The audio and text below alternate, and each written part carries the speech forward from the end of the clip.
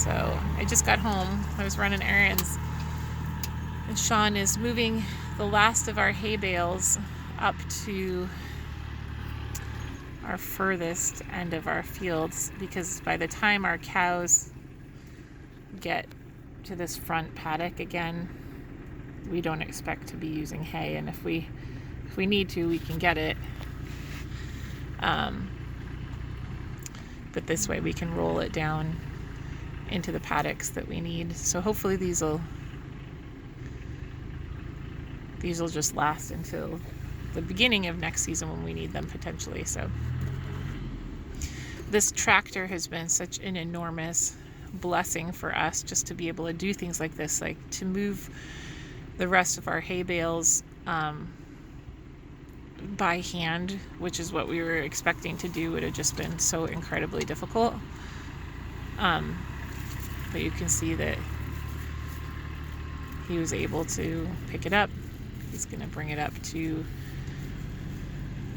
the upper pastures, the upper paddocks, and put it up there. He's got these last 2 hay bales to do, and then he'll be done for the day. This would have taken us a really long time by ourselves by hand, and we probably moved almost half of our hay bales for the season by hand. So as much as we're so grateful for hay when a lot of people didn't have it, and we're grateful for everything that we have, this has just been a huge blessing for us. So I'll show you what he did today.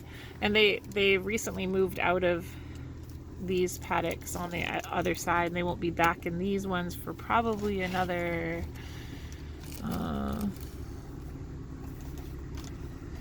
I guess another maybe 3 months, almost 3 months, at least 2 months. So we're thinking about what we're prepping. We reseeded this whole area, so by the time they get here, they should have a good stand of pasture to graze. Let me show you what he did. So he's going to come back and get this last one. And while he's doing that, I will kind of show you what he accomplished today while I was out. So you can see this whole front area has more broom's hedge than our other parts of our land, and we're not sure exactly why that is. We've had all of our soil tested to see what we're starting off with, and it's not, the pH actually isn't terrible here, so it's not a pH issue, it's more like an overgrazing. So I think that it was potentially overgrazed,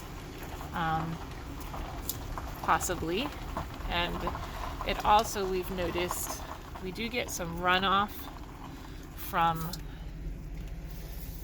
heavy rainstorms that run off into our creek, and so it's, that's also a possibility that maybe there's some soil loss there. But we have reseeded quite a bit this year, and one of our plans is to plant a few more trees throughout our pasture that would help with erosion,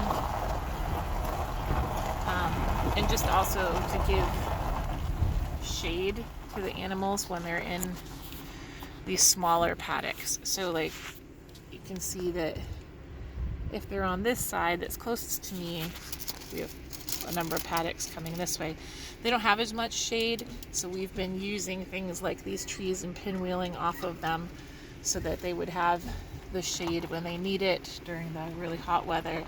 And on the later part of the day, we do have trees on this side that cast some shade later in the day, but for some of the hotter parts of the day, we don't have that. So Sean moved all of our hay bales up to our lane area, all the remaining hay bales, and they're all on wood, which we've been meaning to do all season. And next year, hopefully, we'll be able to do it as soon as we have hay. We really didn't have a tremendous amount of loss, even with not doing that, but this just will make them last longer. And so this way, when we need to use these hay bales, you can see our cows are here, and our sheep, some of our sheep look like they hopped their fence into where the cows are. These are our naughty ones that keep giving us some trouble. And then we've got our good ones. So we're hoping all those ones have ewe lambs and we get to keep them. But watch it happen that they'll all have rams, and then the ones that are the escape artists will all have the babies that we want to keep.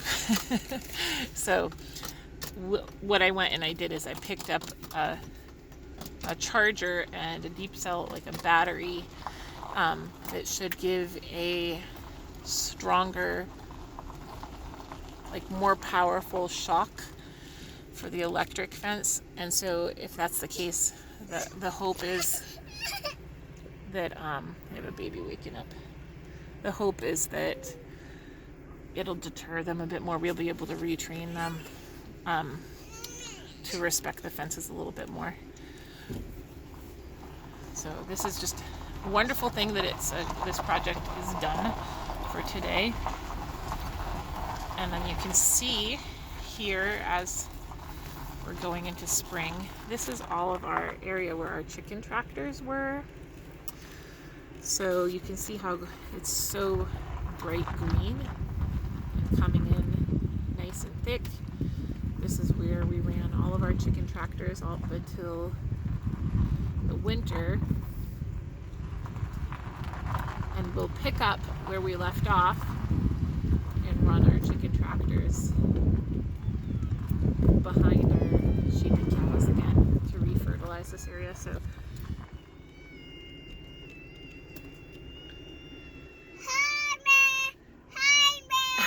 wondering where Mary is calling me from, and it's from the top of the dirt pile. So they're moving this direction, the cows that we have there. So they're on this half of our pasture, and they're moving in this direction, and they should get down to the end here right around the middle of March, in time for us to be able to load up our bull and bring him back to the farm that he comes from. He's been wonderful. We're pretty darn sure that he bred all of our girls, because none of them are acting like they're in heat.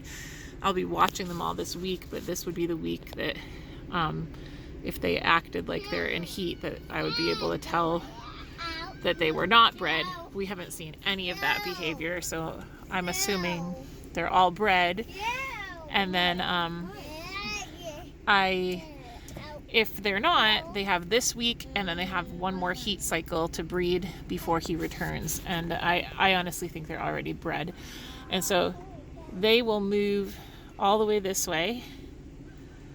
And then when they get down here, we will set up a lane to load the bull onto a trailer to be able to take him off the farm and bring him back home. And then they will come across here to these paddocks, and sorry about my nail polish, my 8-year-old my nails. And so they'll start coming back in this direction. And so it looks like they won't be in this front paddock for at least another 2 weeks. 2 weeks. 1, 2, 3, 4. Another 20 days or so. So maybe 3 weeks. So they'll end up here in about 3 weeks, and then they'll start moving back in this direction, and they'll go all the way back towards the road. So we have about between 40 and 45, no, we have more than that, about 80 of these smaller paddocks set up so that they can move kind of quickly through them. And then when the grass is growing really fast, we double those sections up, and we let them have a little bit more, and we move them more quickly. So that's what we've got going on. That was our project of the day. Get all the hay bales moved where they need to be. And then you can see my other wonderful surprise. I don't know if you can see this. Is that last year we planted tulips that went all the way up the driveway here, and then this whole area is full of daffodils, and they're all coming in. So I'm super excited that we might have that happening before Easter. So right around Easter, usually my hope is that this will all be a sea of yellow, and that there'll be red tulips lining the driveway here. I don't know if you can see those. So exciting. And the kids all helped, and Sean did that as a gift to me. And so it's just such a beautiful thing to come home to something that was done out of such a labor of love.